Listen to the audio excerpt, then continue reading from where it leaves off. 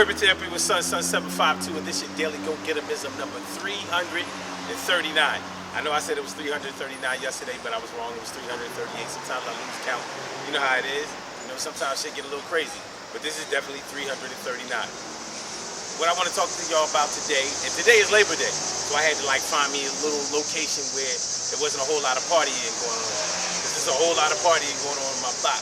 Y'all see the pictures of it after at the end of the video, but it's all good, man. You know, I mean, love is love. It's the last day. It's the holiday. You know, working people getting they party on their last party. You know what? Y'all can't see it, but I'm around a bunch of trash right now, and it stinks. It stinks bad. It's like it must be like a bunch of seafood. Almost smell like a dead body. So we got to get this thing popping. What I want to talk to y'all about today was taking it on the chin.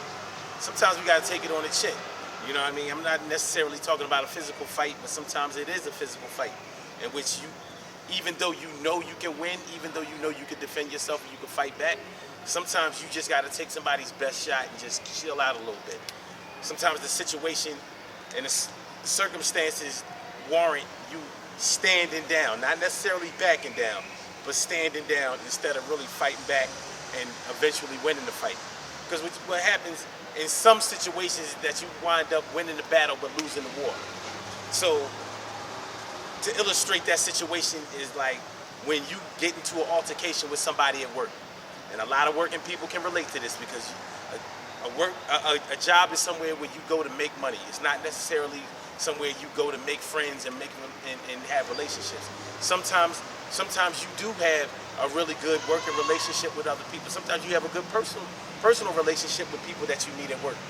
But for the times that you don't, for the people that you don't get along with, there can often be altercations at work. If you feel like somebody's disrespecting you or not holding up their end of the work bargain, or accusing you of doing things that you know that you're not doing, or that you may be doing, but you would suggest or would really like if they just mind their own business. You know, do what they got to do, and you do what you're doing. But anyway, so arguments can break out while you're at work, and when arguments do break out at work, you put yourself in a position to get written up,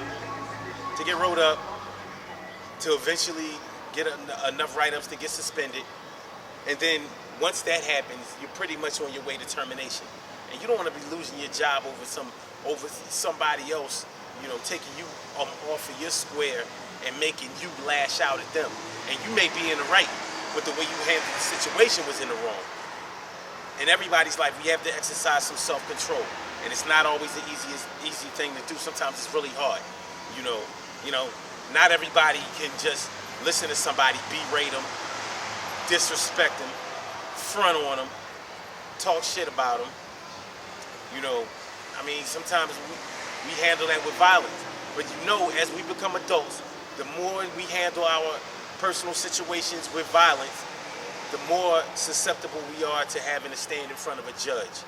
And we don't want to do that. You know what I mean? And standing in front of a judge is one thing. Standing in front of a jury is a whole other thing. And you don't want to do that either. So, you know, the best way to do that is to learn how to exercise some self-control from the beginning. Something bit me, man. They always get me out here. They always get me. But learn how to exercise some self-control from the beginning, and then you can minimize the problems that you run into in the end. Sometimes you got to kill them with kindness. And killing them with kindness is the same thing as taking it on the chin. Because that means that somebody is coming at you, and you having to do this. Like, all right, you know what, listen, I'm going to kick it to you like this.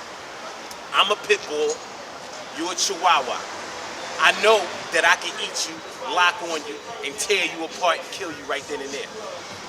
But, and you're a chihuahua because you're a little dog, and you're making a whole lot of noise. You're barking a whole lot and acting mean, snarling, and all that kind of stuff, but you ain't hurting nothing. The best bite that you could muster up is just going to give me a flesh wound. Nonetheless, I'm going to let you live. I'm going to let you do this because I'm not trying to be, you know, take it to the SPCA and put down. I'm not trying to drink the green juice. You understand what I'm saying?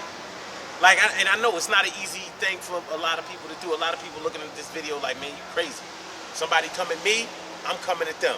My mom or my dad always told me, if somebody hits you, you hit them back. I mean, not necessarily talking about somebody hitting you. Of course, if somebody hits you first, you have the right to defend yourself. But even with that, in the eyes of the law, you have to keep in mind excessive force. So if somebody slaps you, you can punch them back. But if you keep punching them while they already down and you've already incapacitated them, then they can sue you for excessive force. And you catch an assault case because you finished the fight that they started. I'm just telling y'all what it is. As far as that HR thing is concerned at work, I'm gonna tell y'all how to handle this thing. On the real. I'm gonna tell y'all how to handle this thing. It's just between me and you and urban therapy with son people. When you get into an altercation at work, if somebody is really getting under your skin, this is what you gotta do. You gotta keep that on his word against yours type of thing. And the way you do that is,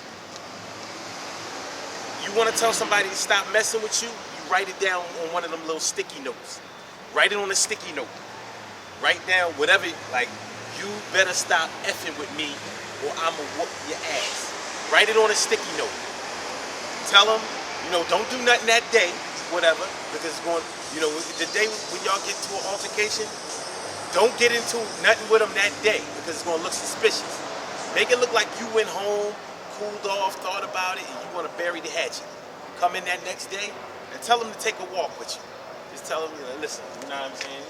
Take a little walk and, put your arm around them or something like that. But talk in a low tone so nobody knows what you said to them or what they said to you unless they get crazy. Show them the little sticky note. Show it to them. And give them that look like this. And the note say, you better stop effing with me or I'm going to whoop your ass. And I'm going to whoop your ass today after work. Just let them see it. Crumble up the note, rip up the note, put the note in your pocket that you ripped, go to the bathroom, flush the note down the toilet. He can say whatever he wants to HR. He can say that you threatened him. He can say that that you threatened him with violence or whatever he want to say. You can always be like, I don't know what he's talking about. What? Wrote it on a sticky note? You bugging. Your word against his. He can't prove nothing. And don't let nobody else see that mean look on your face. Or if they did see the mean look on your face, make sure that they don't hear your voice of what you said. Make sure that they don't hear nothing. You know what I'm saying? So the mean face that you had, you tell HR, I had the mean face because he came at me all crazy when I was just, I'm telling him that I wanted to apologize for offending him the day before. And he got all crazy. Look, he the one out of control, not me. Listen, to some people that may sound like the bitch way to go out, but that's the smart way because you will be living another day. And you don't want to get fired from your job and somebody else still getting their check. You know what I mean? And you looking stupid because you knocked them out or whatever, but you got yourself fired. Don't let nobody do that to you. You want to whoop their ass, whoop their ass away from the job. But if you show them that note, you give them that look, they know that you ain't playing and they know that you smart. They know that you've been trained. So you a trained pit bull. You ain't just one of them pit bulls that's... You know how you ever see a pit bull, when a pit bull is untrained, they're just like a regular dog. Docile and everything. That ain't you. This is you. Mean dogs don't bark. Bad dogs don't bark. They bite. Think about the trained dogs that you've ever seen in your life. They don't do a whole lot of barking. They give you the one, and by the time you hear that, it's too late because they're about to lock on you. That's how you got to do it. I'm just showing y'all how to stay afloat and be the winner in the end instead of looking like you could be the champion in front of everybody else. All that champions are the ones that last after the smoke clears, after the bell rings. You the champion, and that's what you got to keep your eye on. So don't worry about people coming at your neck trying to disrespect you and all of that kind of stuff. You know, I'm just trying to give y'all a way to be able to handle that. You know what I mean? Keep your feelings at a manageable level, but make sure that they understand where you're coming from. You gonna whoop their ass away from work, and make sure it don't have nothing to do with nothing. Make it seem like they came at you. Because at work, you just like, but you took it on the chin. You might have took it on the chin, it don't have to stay on your chin. Hey, we all gotta suck it up sometimes. Like my dad always told me, when your head is in the lion's mouth, you don't tell the lion how bad his breath stink. You tell the lion, hey man, yo, man, you must be eating the milk bones or something. You smell pretty good. Is that gazelle on your breath?